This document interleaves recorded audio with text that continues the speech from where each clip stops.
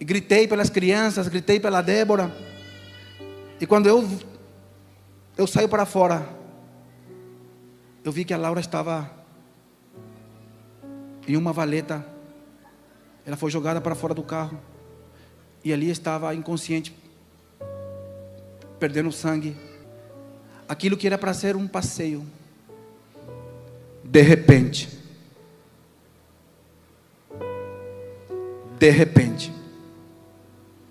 se tornou em um pesadelo. E ele me disse: pai, a tua filha teve morte cerebral. A Laura está morta.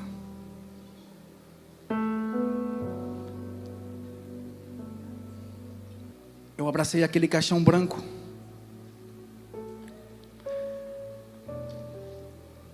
E pensar que a minha filha está lá dentro.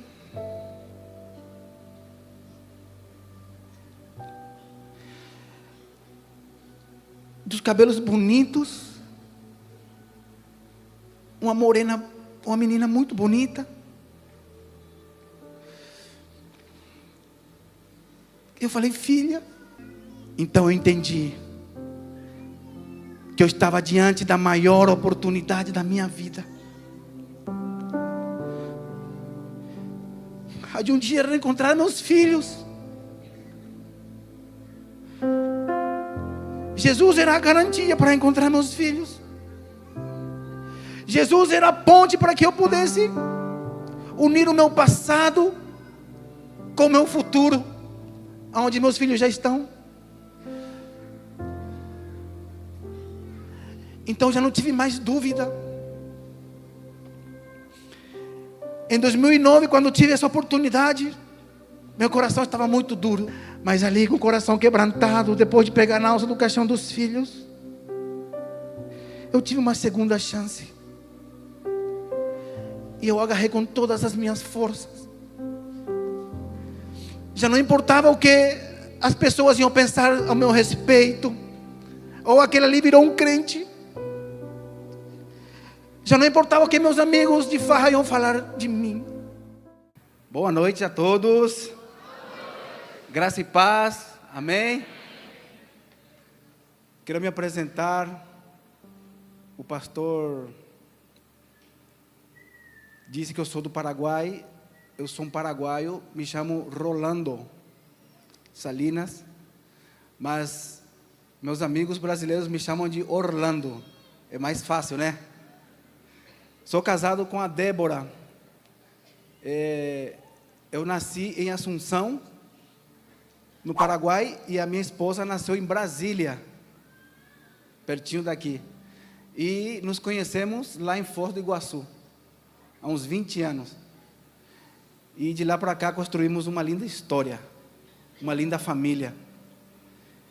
Eu quero agradecer primeiramente a Deus pela oportunidade, o privilégio, ao pastor, que nos conhecemos há pouco tempo, mas já tenho um carinho muito grande por eles.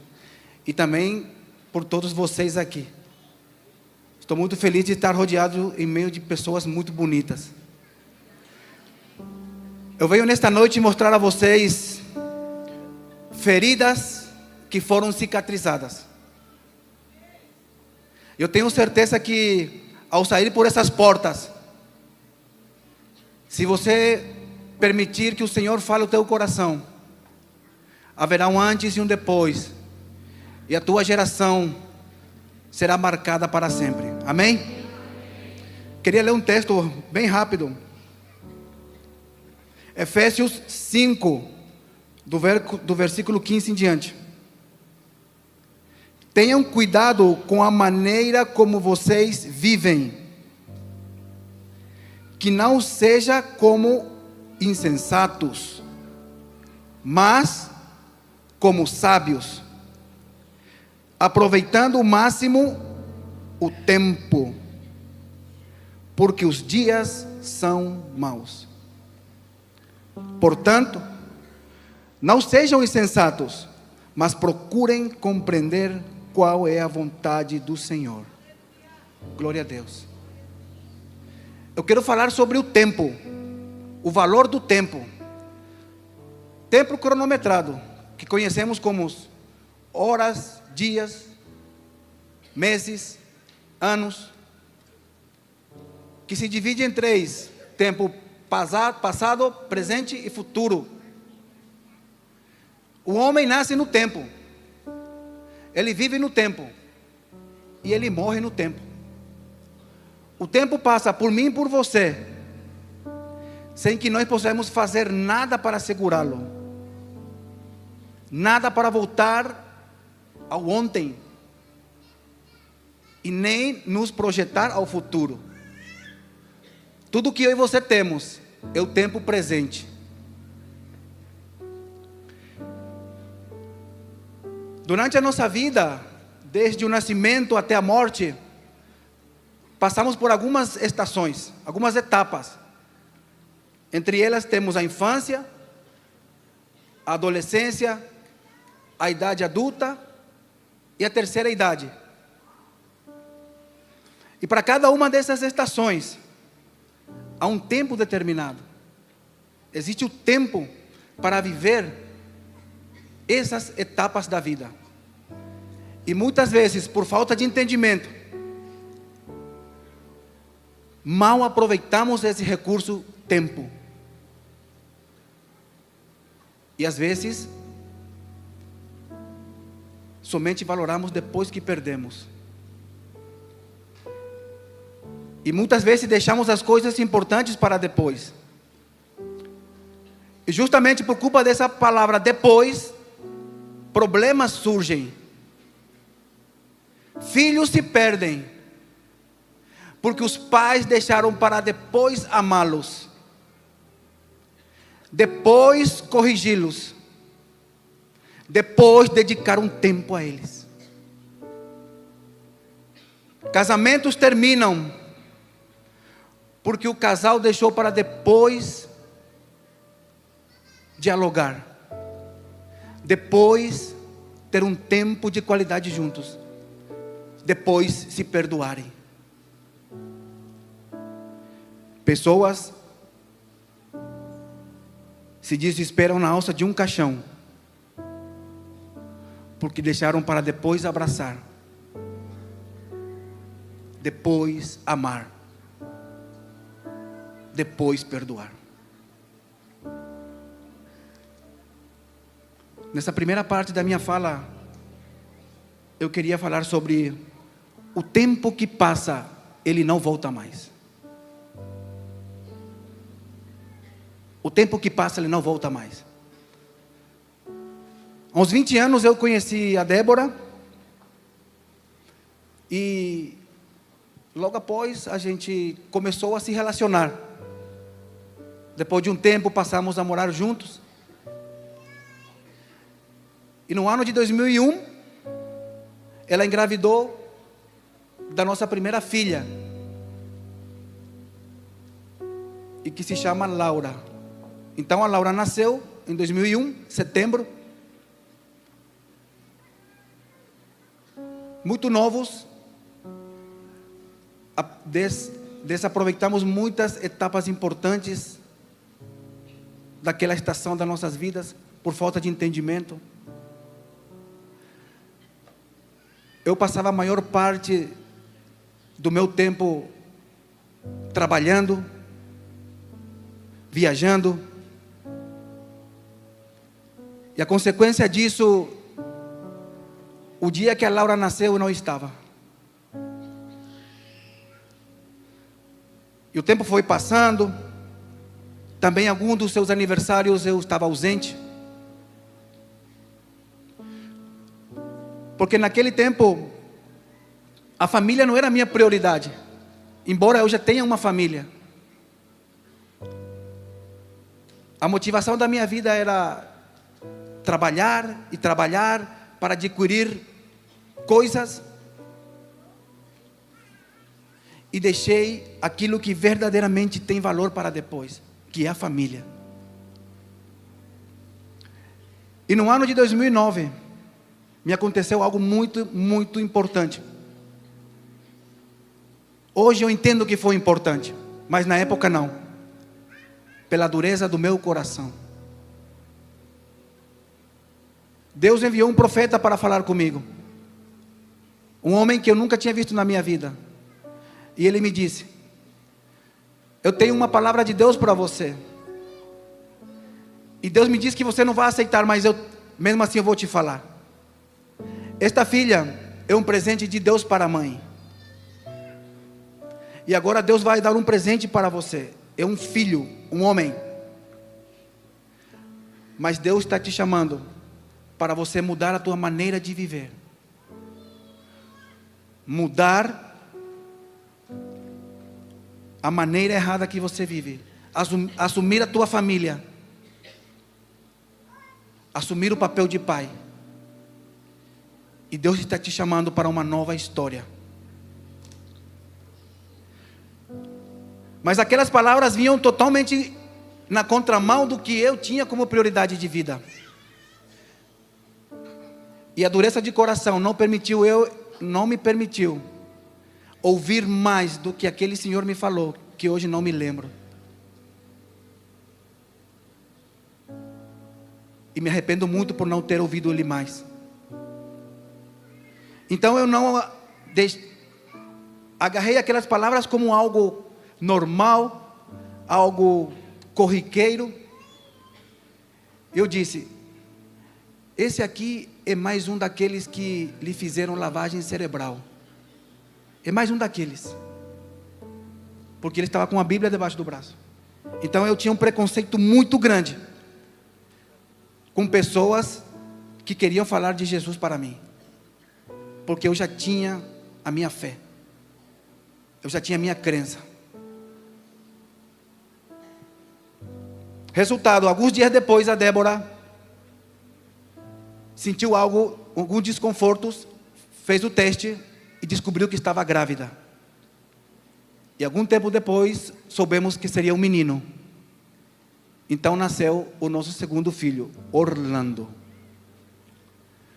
Me lembro naquela época, o Cristiano Ronaldo estava em ascensão, o jogador. Meu nome é Rolando e o nome dela é Cristina, Débora Cristina. Daí eu falei: vou colocar o nome dele de Cristiano Ronaldo. Aí chegamos no cartório. Aí eu pensei: mas se eu colocar esse nome, vão achar que é por culpa desse jogador. Aí eu falei: eu quero colocar o nome dele de Rolando Júnior. Aí a moça falou: tem certeza, pai? Porque vão brincar com ele na escola. Então eu falei: então coloca o nome dele de Orlando. Então nasceu o Orlandito. E aquele homem não estava errado, porque aquele filho foi um presente de Deus muito grande para a minha vida. Mas os meus olhos viram essa criança nascer, crescer, mas não foram suficientes para que eu pudesse parar e tentar mudar a maneira como eu administrava a minha vida. Em vez disso, eu vivia mais afundado na ganância, tentando acumular riquezas. Ficava dias fora de casa. Eu não sabia. Mas hoje eu sei que essas atitudes tornaram os meus filhos em filhos órfãos de um pai vivo. Filhos órfãos que têm seu pai vivo dentro de casa. O corpo está presente, mas ele está distante dos filhos, distante de um abraço, distante.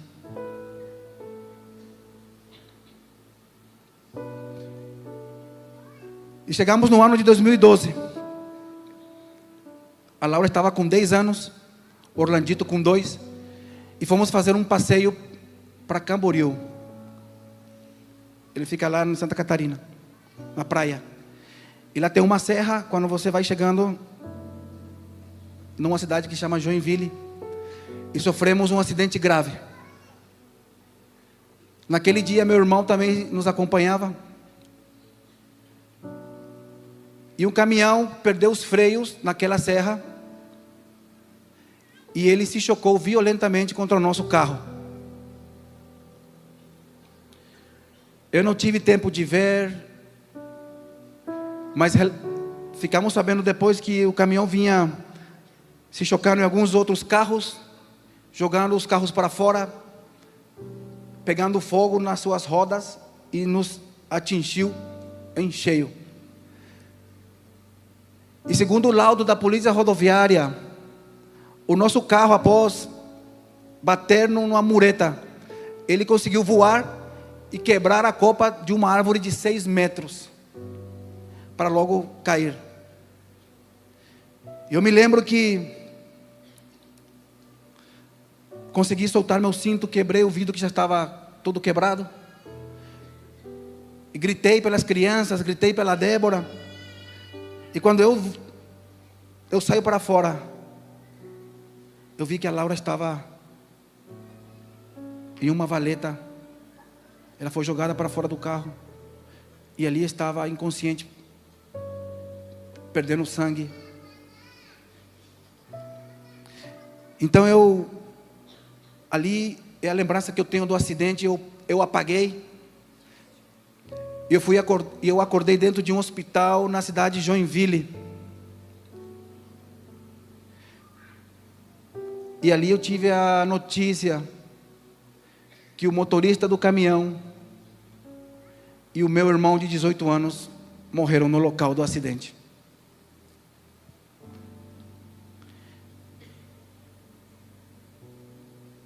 A minha consciência, ela ia e voltava devido à pancada que eu levei na cabeça. E muito abalado com essa notícia, porque meu irmão menor era como se fosse como se fosse um pai para ele. Eu sou o irmão mais velho.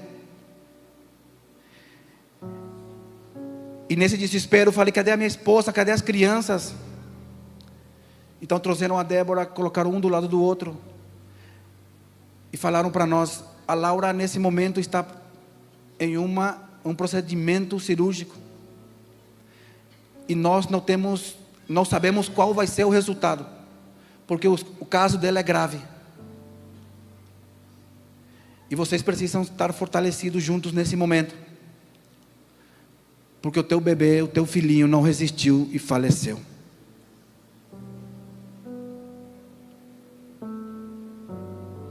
O Orlandito está morto.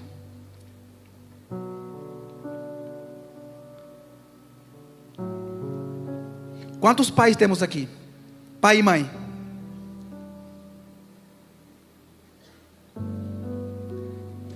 Eu, quando recebi essa notícia,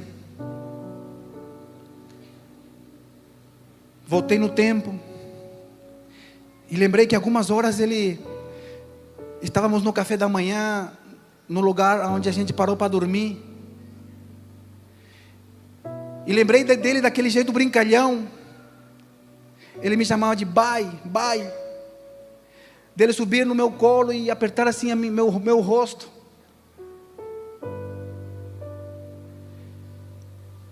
E por um momento passou na minha mente que eu não veria mais um momento como esse, que eu chegaria na minha casa e lá ele não estaria também.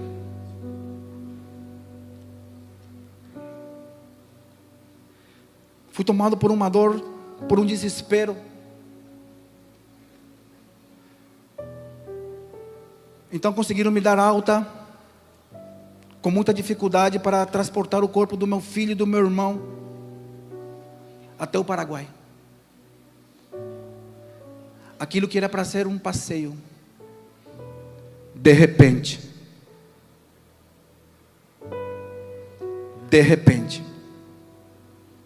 se tornou em um pesadelo. O acidente foi no domingo 19 de fevereiro de 2012, domingo de carnaval. Já era na quarta-feira quando levamos eles para enterrar. E naquela mesma tarde voltamos para Joinville, pois a Laura estava na UTI. Chegamos lá quinta-feira e fomos diretamente ao prédio. Eu me lembro que quando estávamos assinando a ficha para subir lá, se aproximou uma senhora bem humilde, bem simples. Ele era um prédio, um lugar, um chão bem limpo. Por isso aquela imagem ficou gravada na minha memória. E essa senhora falou assim para minha esposa: moça, o Senhor Jesus manda te falar, aconteça o que acontecer aqui nessa tarde, Ele estará contigo. Então nós subimos, fomos nos reunir com a equipe médica. Lá estavam psicólogos, um grupo de médicos. E eu olhei para o olho daquele doutor e eu vi que o olho dele estava vermelho. E ele tentando nos explicar a parte técnica dos procedimentos. Eu falei: doutor, cadê a minha filha? Eu quero saber, cadê a Laura? Como está a minha filha? E ele me disse: pai, a tua filha teve morte cerebral. A Laura está morta.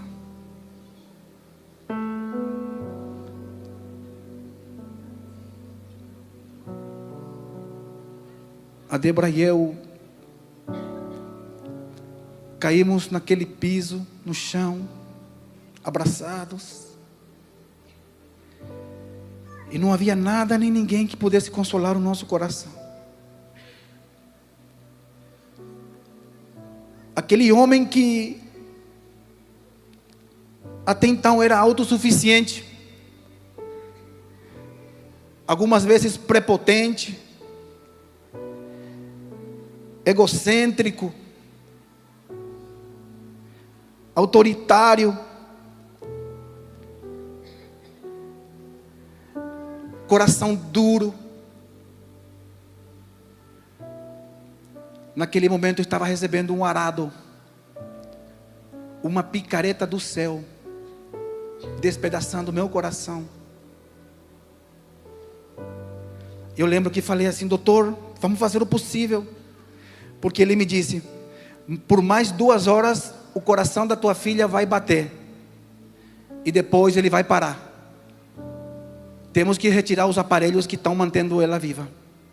Já não há o que fazer. Então eu disse para ele: não, doutor, vamos fazer o possível, vamos levá-la para São Paulo. Eu tenho parentes que vão me arrumar dinheiro, vamos fazer o possível para manter a Laura viva.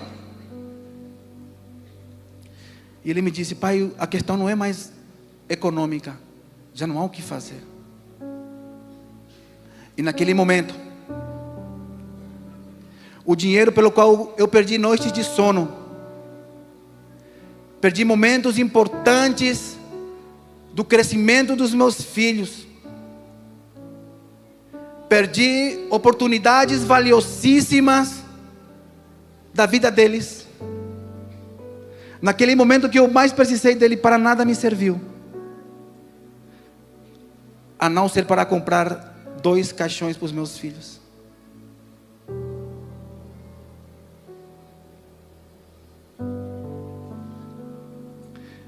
Então, mais uma vez, recebemos o corpo da Laura e voltamos com ele até o Paraguai.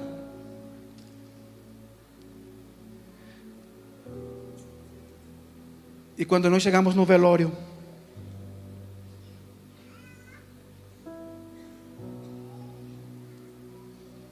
eu abracei aquele caixão branco.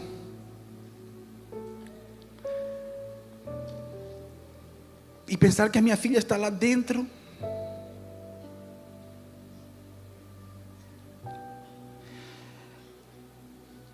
Dos cabelos bonitos.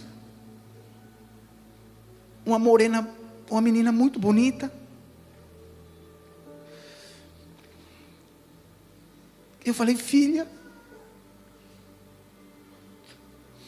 como eu queria te dar um abraço.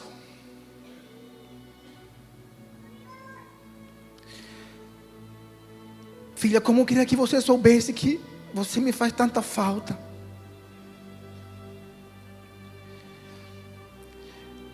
Filha, como eu queria que tivéssemos uma oportunidade de comer uma pizza juntos, como você tanto quer.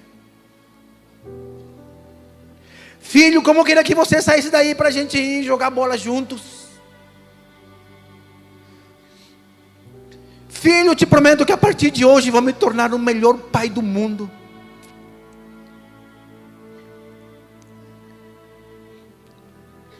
Fiz tantas juras de amor na alça de um caixão,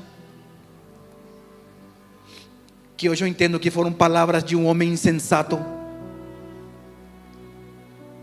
de um tolo, de um pai irresponsável. Por acaso eu não tive oportunidade para amar meus filhos? Por acaso eu não tive tempo, pai, para levar meu filho no parque? Por acaso eu não tive oportunidade nos 10 anos da Laura de falar para ela o quanto ela era importante para mim? Mas eu não sabia que é um tempo determinado para todas as coisas aqui na terra. E pela falta de entendimento sobre o tempo, eu tive que me lamentar na alça de um caixão, já quando meus filhos não poderiam me ouvir mais.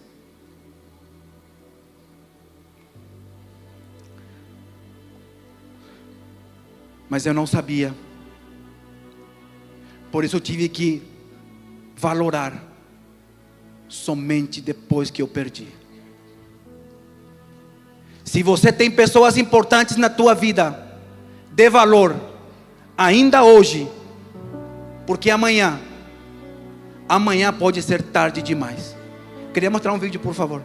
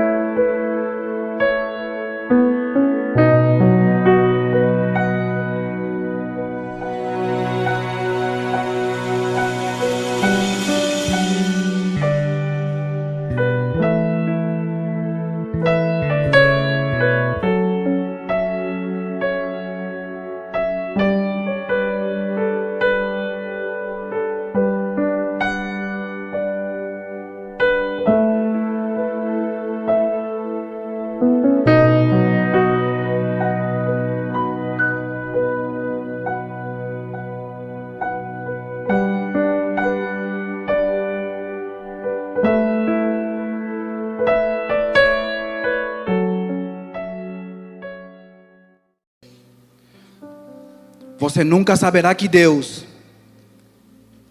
é tudo o que você precisa, até o dia em que Ele seja tudo o que você tiver.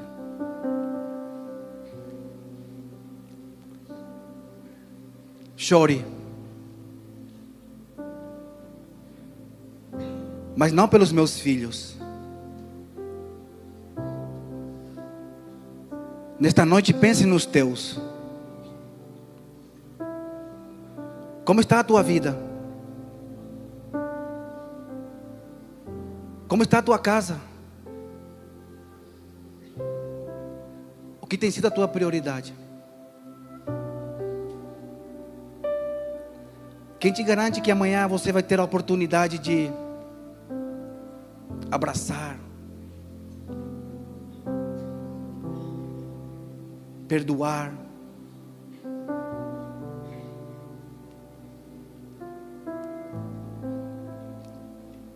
se você tem pessoas importantes, dê valor ainda hoje, porque amanhã pode ser tarde demais. E eu inicio esta segunda parte dessa história falando que Deus é o Deus das oportunidades. Deus é o Deus da segunda chance.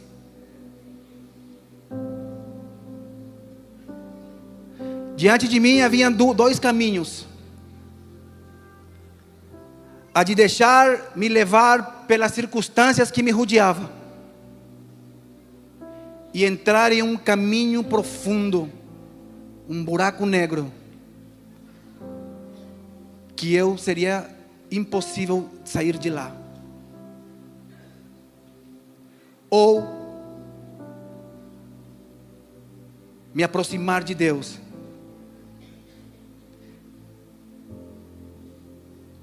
me achegar a Ele, porque somente Ele tem a palavra de vida. Então, depois do enterro da Laura, eu estava muito quebrantado. Havia um arrependimento muito grande, verdadeiro e sincero no meu coração. Foi preciso pegar na alça do caixão dos meus filhos, para que somente ali esse coração duro pudesse estar pronto, para que a semente da palavra de vida pudesse entrar e produzir frutos. E eu me lembro, em meio a uma dor profunda, eu me afastei do lugar que estávamos. Eu falei: Deus, por que dessa maneira? Que eu fiz de tão errado para merecer isso?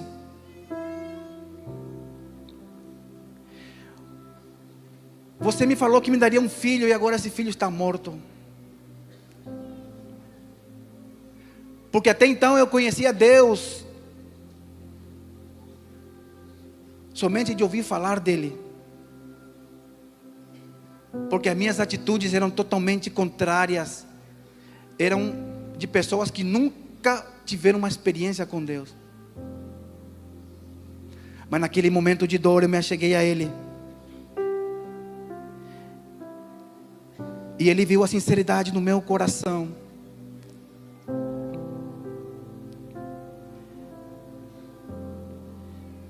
E Ele me visitou.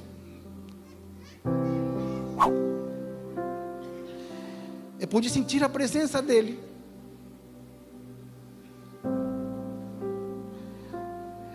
E Ele me disse assim: filho, isso que você está passando não é para a sua perca, isso é um ganho para a tua vida.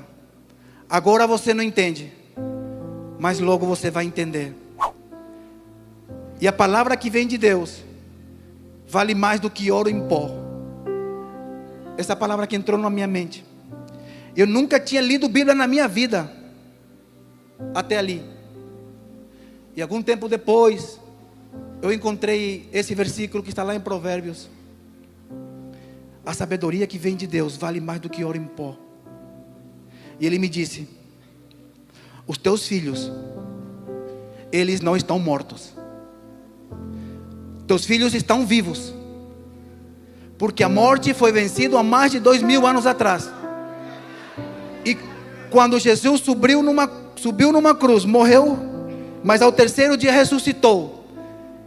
É o primeiro dentre os que ressuscitou, e consequentemente todo aquele que nele crê também ressuscitará.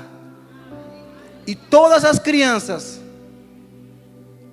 agora vou trazer o nosso linguagem, que morrem, elas vivem, porque não tem pecado e tem acesso livre. Mas ele me disse: mas se você morresse nesse acidente, haveria uma separação eterna, e nunca mais você reencontraria teus filhos, porque você não tinha salvação, você não tinha Salvador, o teu nome não estava escrito no livro da vida.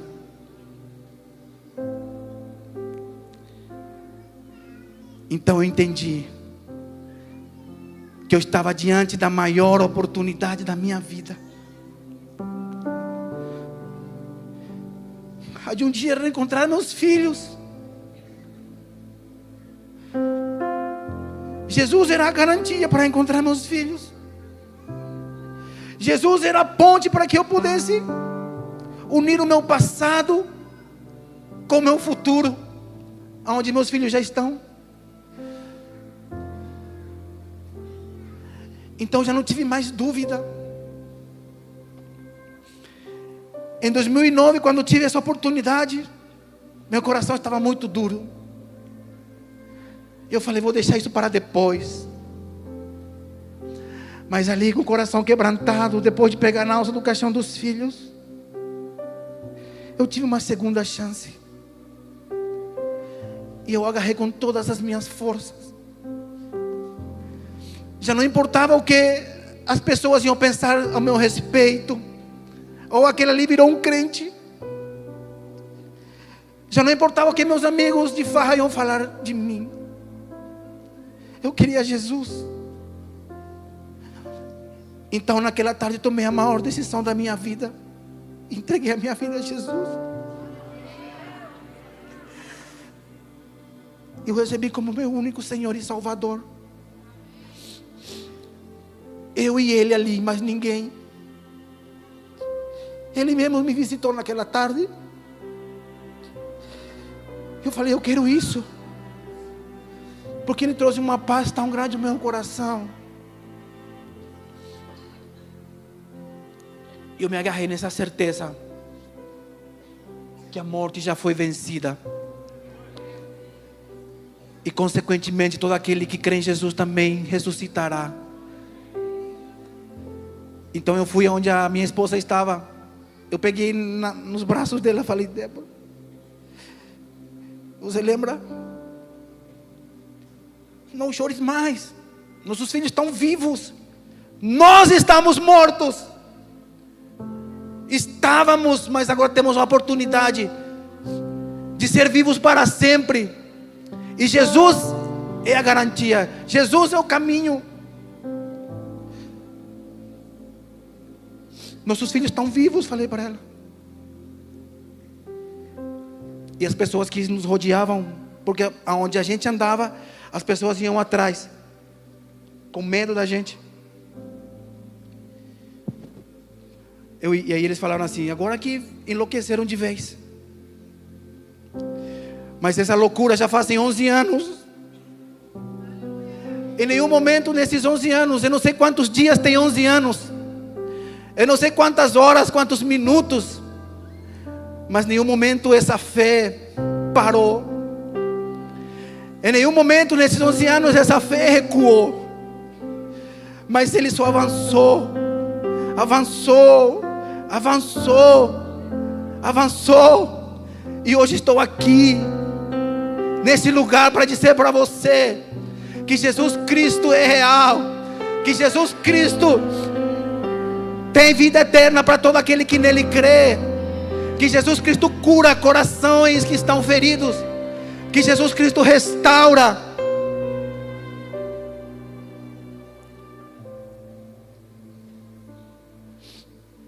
E Ele tem feito coisas sobrenaturais na minha vida. Mas eu abri uma chave. E a chave para quem está enlutado, e para quem tem a oportunidade de ouvir que Jesus é a garantia para a morte, é você aceitar.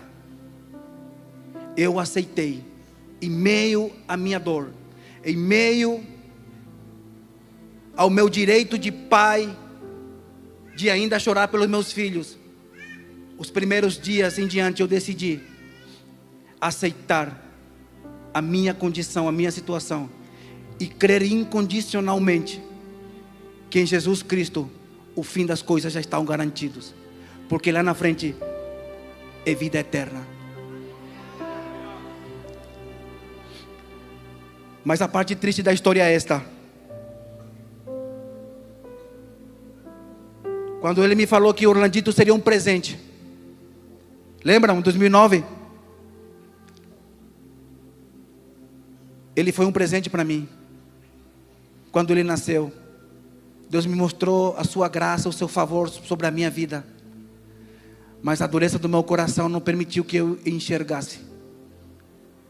Então ele me fez entender que quando ele recolheu eles, o Orlandito foi o que completou o círculo. Porque se fosse somente a Laura, talvez eu ficaria somente com remorsos, e não seria suficiente para que eu pudesse chegar a um ponto de me arrepender verdadeiramente, para que eu pudesse tomar uma conversão de vida. Então quando o Orlandito veio, quebrantou meu coração. Quando o Senhor recolheu eles, eu caí. E esse foi o preço para que eu pudesse me achegar à graça. E quando eu entendi isso, eu agradeci ao Senhor. Pode parecer fora de contexto o que eu vou te dizer, mas é a verdade. Eu agradeço ao Senhor pelo acidente, porque através do acidente eu pude me achegar a Ele. E quando eu me acheguei a Ele, eu entendi que o meu problema, a minha perca, não era absolutamente nada diante da sua grandeza. Porque eu entendi que os filhos não eram meus, eram herança do Senhor, e que estava somente por um tempo sobre o meu comando, para que eu pudesse dar destino, para que eu pudesse ensiná-los o caminho que eles devem andar. Mas o caminho que eu andava eram caminhos de morte. Então o Senhor interveio a tempo e levou eles ainda inocentes. Porque se eles ficassem ainda nas minhas mãos, eu era alimentado pelo padrão do mundo, e eles seriam ensinados da mesma maneira, e o fim disso seria a morte eterna. Então o Senhor interveio a tempo, recolheu meus filhos ainda inocentes e me converteu, me transformou, para que um dia nós pudéssemos nos encontrar para sempre. E Ele me fez entender que se eu entendesse, quando eu tive a oportunidade de andar nos caminhos do Senhor, e esta é a única parte triste dessa história, o acidente não iria acontecer. Se eu tivesse entendido em 2009, o acidente não iria acontecer. O acidente foi necessário porque era a única maneira, era o preço para que eu pudesse entregar o meu coração. Então o Senhor, com poucos dias, me curou. 30, 40 dias, estava totalmente realizado em relação aos meus filhos, porque eu tive a certeza de onde eles estavam. E eu entendi que havia ainda um tempo aqui para a minha vida. E eu fui sendo transformado de glória em glória, de dia após dia. Os meus passos foram mudados, os meus olhos foram transformados, a minha mente foi transformada, a minha vida foi mudada. Aquele homem que por muitos anos falou para a mulher dele: não se iluda comigo, pois eu não sei até quando vou estar com você. Eu não sei se eu quero estar com você para sempre. Eu estou com você por culpa das crianças. Mas agora esse homem conheceu Jesus. Jesus entrou na vida dele e me mudou.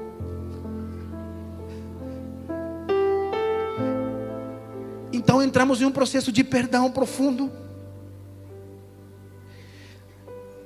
E nos casamos em outubro de 2012. Aquilo que era improvável aconteceu. Jesus mudou a nossa história, renovou o amor que eu tinha por ela e dela por mim, e nos transformou verdadeiramente em uma família, em um casal, entendendo que eu e ela somos somente uma só carne. E todos os dias que eu tenho oportunidade, eu tento honrar essa mulher, que eu quero agora chamar ela para que vocês conheçam, a Débora, a minha amiga e minha esposa, companheira de muitas lutas e guerras.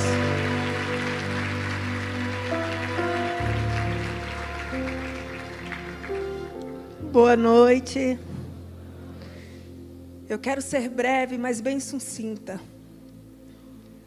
Aos meus 14 anos eu havia entregado a minha vida a Jesus. Eu havia descobrido que o homem a quem eu chamava de pai, na verdade não era o meu pai. Eu era fruto de uma mentira da minha mãe e do meu padrasto. Aos 18 anos eu conheci o Orlando e comecei a andar no padrão do mundo. Muitas vezes com um pé fora e outro dentro da igreja. E eu pensava, não, as coisas que Deus tinha para mim, talvez não sejam para mim, talvez sejam para minha filha, e minha filha que se apresentará diante do Senhor com as suas mãos limpas.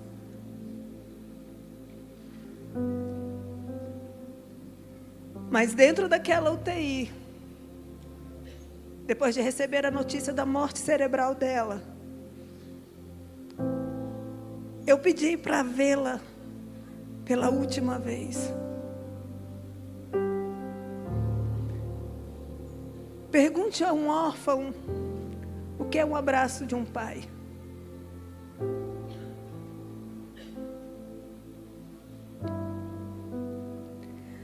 Me aproximei. Enquanto eu caminhava naquele corredor, eu pude me lembrar do dia que ela nasceu.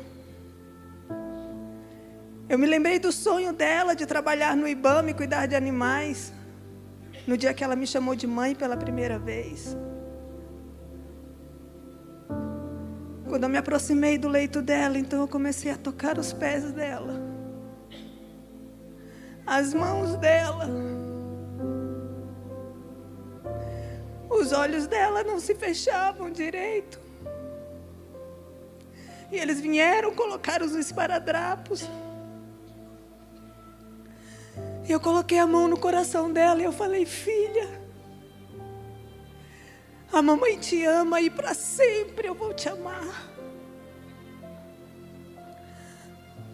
Nós doamos o seu coração porque você não vai mais precisar dele. Mas eu vou orar. E vou pedir ao Senhor que Ele pegue na sua mãozinha e te leve aonde o seu irmãozinho está. E a partir de hoje eu volto para os pés do Senhor Jesus. Mesmo que o seu pai não me entenda, mesmo que o seu pai me abandone, eu abro mão do seu pai para um dia, assim como vocês, ter a oportunidade de abraçar meus filhos de novo. Eu falei aquilo porque naquele tempo, o Orlando não queria saber de Jesus, não queria entregar a sua vida a Jesus. Quando eu saí daquela UTI, eu deixei o meu coração ali junto com ela. Então eu comecei a pensar que eu não veria o dia do seu casamento. Eu não seguraria os seus filhos nos meus braços. Eu não veria os meus netos. Eu não tinha mais por quem viver. Eu não tinha por quem levantar todas as manhãs. E a única coisa que eu falava era, Deus, Senhor, me perdoa. Me perdoa porque eu não fui a mãe que o Senhor queria que eu fosse. Me perdoa por não ter, Senhor, ouvido a Tua voz e seguido os Teus caminhos, Senhor. O que vai ser de mim? Um casamento totalmente destruído sem a presença de Deus. A única coisa que eu tinha de boa na minha vida eram os meus filhos.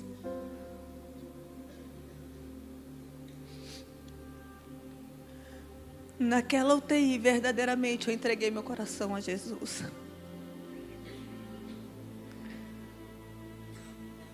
Cada vez que eu dobrava os meus joelhos para orar, saíam gemidos inexprimíveis. Mas a fidelidade de Deus é eterna. E naquele dia no hospital, Ele falou para mim que não me abandonaria. E Ele permaneceu comigo todos os dias da minha vida. E todas as vezes que eu procurei a Laura e o Orlandito dentro do meu coração, eu encontrei o sangue de Jesus derramado na cruz do Calvário, me falando: não temas, porque eu estou contigo. Não existe um lugar onde a misericórdia, o amor e o perdão do Senhor não possam te alcançar. Não existe um coração quebrado que não possa ser transformado. Quem já pisou no Santo dos Santos, em outro lugar não sabe mais viver. Era preciso entregar uma folha em branco, confiar no Senhor e deixar que Ele escrevesse uma nova história. Mas como confiar num marido que teve 13 anos para poder caminhar ao seu lado? Acreditar que em um momento da vida dele realmente ele foi tocado.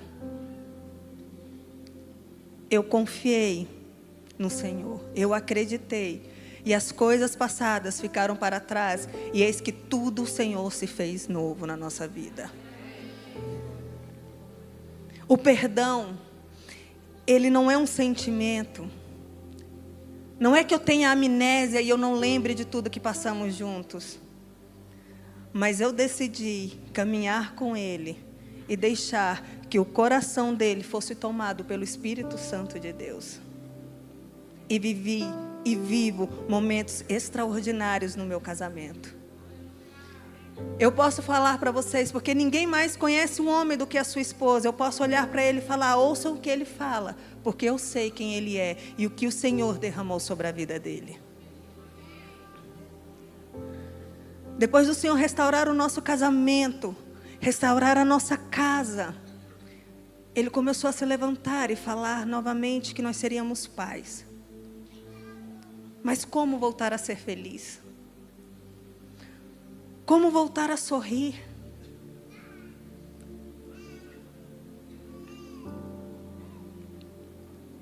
Quando Deus, Ele promete algo, Ele é instantâneo, mas não imediato, por causa da dureza do nosso coração. Muitas pessoas próximas de mim falavam: não, Débora, esquece esse negócio de ser mãe, aproveita e vai fazer uma faculdade. Ah, não, filho dá muito problema. Filho, essa geração está perdida. E eu falava: não, eu sei o que é ter um jardim com flores. Não, você agora pode ser influenciadora, você pode ser isso, você pode ser aquilo. Os meus filhos nunca foram um peso para mim. A Laura e o Orlandito nunca foram contas para pagar. Eles foram a graça derramada na minha vida, para que eu descobrisse o que era o amor verdadeiro, o que era amar e ser amada, o que era ter uma família, porque eu não tive quando criança. O grande mal desse século não é o espírito de Jezabel que reina. O que reina nesse século, na nossa geração, é o espírito do eu. Satanás tem inundado os nossos corações e nos tirado do lugar de mãe, da que protege a próxima geração, e nos colocado buscar coisas periféricas e deixar os nossos filhos nas mãos de pessoas que trazem as suas próprias más experiências e marcam o coração dos nossos filhos. Somos a geração de mulheres que coloca os pais no asilo, os filhos na creche e levamos o cachorro para passear. Porque ser mãe de pet dá status. Você coloca ele sentadinho ali, coloca comida, coloca água e ele vai abanar o rabinho toda vez que você chegar. Agora, ser mãe dos próximos adoradores e dos próximos proclamadores da palavra dá trabalho. Aonde está o nosso coração, geração de mulheres hoje? Não suportamos ouvir uma repreensão do nosso marido, mas suportamos ouvir humilhações de um chefe. Falamos que doamos as nossas vidas ao Senhor, queremos servir a casa do Senhor, mas não queremos servir os nossos filhos. Não queremos servir os nossos maridos. Porque afinal o mundo fala que os nossos maridos são os nossos matadores de sonhos. Os nossos maridos são os nossos adversários nos dias de hoje. Sendo que o Senhor, aquele a quem nós dizemos que amamos, colocou eles no lugar de cabeça da nossa família. Eu falo que verdadeiramente um casamento só acaba quando a mulher desiste do casamento. Quando ela está fora do propósito. Então o que Satanás fez? Eu vou tirar a mulher de dentro de casa. Eu vou tirar ela da guarda dos seus filhos e vou atacar a próxima geração e matar ela. Nunca se ouviu falar tanto de abuso infantil e de suicídio infantil.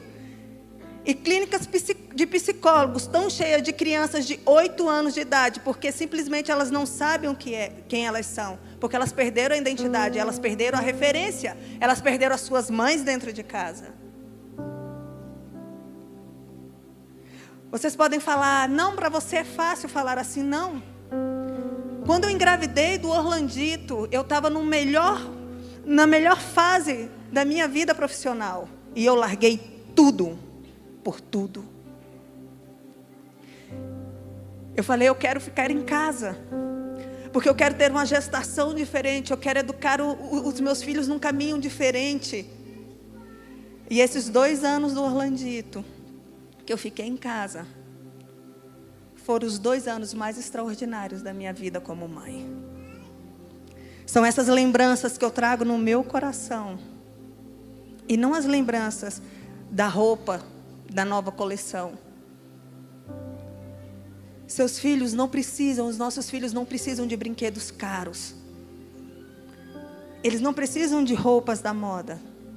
Eles precisam de um lar. Quando o pai e uma mãe se separam, um filho não tem para onde voltar, ele não tem um lar para voltar. Ele apenas volta para a casa ou da mãe ou do pai. Eu costumo dizer que o homem, nós somos a estrutura de uma casa, o lar é uma casa, o homem é o telhado, Cristo é a base. E nós, mulheres, somos as paredes. Se nós estamos estabelecidas na rocha que é Cristo, nós suportamos o vendaval. O teto pode voar, Cristo vem e se posiciona no lugar. Mas quando nós, mães, mulheres, saímos da essência que Cristo reservou para nós, nós deixamos a próxima geração totalmente desprotegida, sem nenhuma parede. E quando nós nos encontrarmos com Cristo naquele dia, que os olhos de fogo dele atravessaram os nossos olhos, ele vai perguntar, o que você fez da geração que eu te dei, da próxima geração? Não, Senhor, eu preguei no meu trabalho, eu fiz muitas coisas, muitas pessoas aceitaram Jesus, sim, mas e o que eu dei nas tuas mãos? E o que eu gerei no seu ventre, e o que eu soprei no seu ventre, aonde está?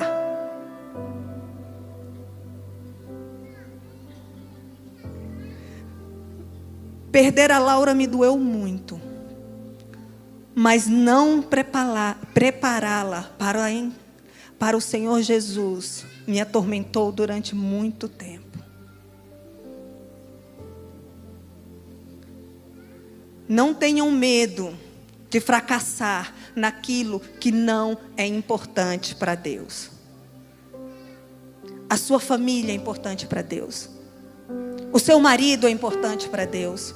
Os seus filhos são herança do Senhor. E cada um de nós prestaremos conta para Ele.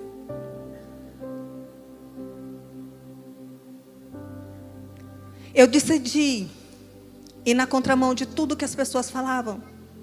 Porque eu sabia o que era ter uma família. Para mim ser mãe de novo, era preciso entrar num tratamento de FIV. E havia uma palavra de Deus sobre a minha vida, de que eu seria mãe de novo. Só que quando o Senhor liberou aquela palavra, Ele não me contou todos os processos que eu passaria. Eu tive inúmeros negativos. E nessa caminhada eu tive mais 3 abortos espontâneos. Cada negativo eu juntava os cacos do meu coração e eu falava uma palavra de Deus sobre a minha vida. Há uma palavra de Deus sobre a minha vida. Cada vez que eu abortava um bebê, eu falava uma palavra. Ele liberou dos céus. O Rei da Glória inclinou o seu cetro de misericórdia sobre a minha vida, sobre a minha família. E é uma palavra sobre a minha filha, sobre a minha vida. E eu vou lutar até o fim, porque eu o conheço. Eu sei quem Ele é. E eu sei de onde Ele me tirou e para onde Ele pode me levar. E eu vou seguir até o fim.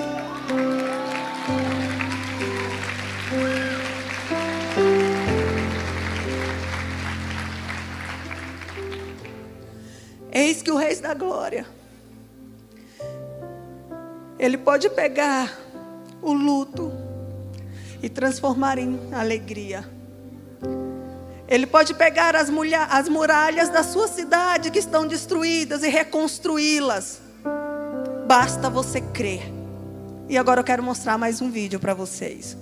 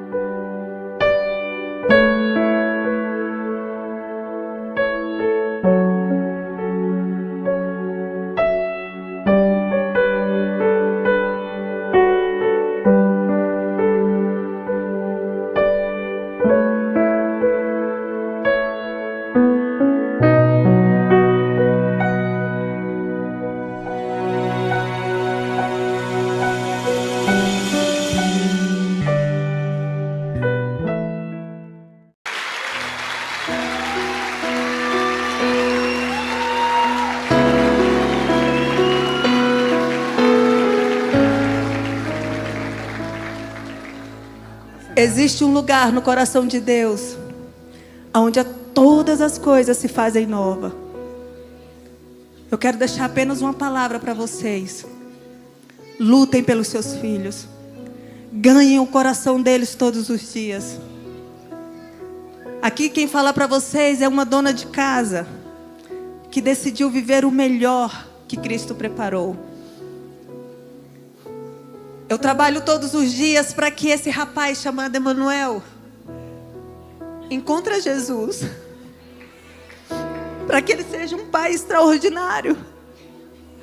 Para que um dia, se a sua filha for a minha nora, ela possa olhar nos meus olhos e falar: obrigado, sogra, valeu. Eu trabalho todos os dias para que o Benjamin experimente uma família curada e sarada pelo sangue de Cristo Jesus.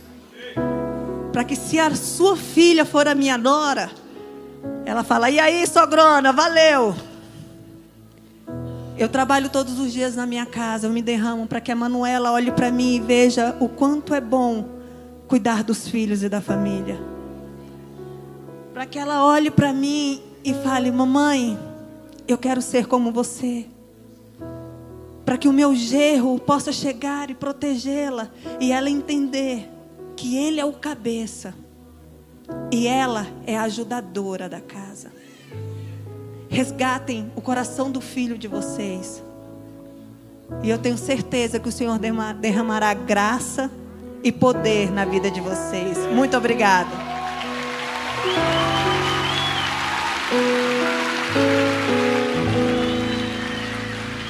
Muito obrigado, muito obrigado. Já finalizando, eu quero dizer que nós não viemos aqui para contar uma história triste para te emocionar. Nós viemos aqui como um alerta. O que você está fazendo da tua vida? Como está a tua casa? O que tem sido a tua prioridade? E se nós estamos aqui, se a minha casa está aqui, é porque Deus é o Deus das oportunidades. E nesta noite é uma noite de oportunidades. Se você está aí e está dizendo assim no teu coração: eu não preciso passar pelo que essa família passou para que eu possa deixar o meu coração, que Jesus entre no meu coração. Esta é uma noite de oportunidades. E essa pode ser a tua segunda e talvez tua última oportunidade. Se você está aqui e quer ter o seu nome escrito no livro da vida, entregar tua vida a Jesus, quero que você dê um sinal assim com as suas mãos, bem alto, para que eu possa ver abençoar tuas mãos. Quero abençoar cada uma dessas mãos. Canal Semeando Vida. Deus dá o crescimento à semente que é plantada em terra boa. Deixa aqui o seu comentário, se inscreva no canal e ative as notificações para receber mais conteúdos que irão abençoar a sua vida. Até a próxima e fiquem com Deus.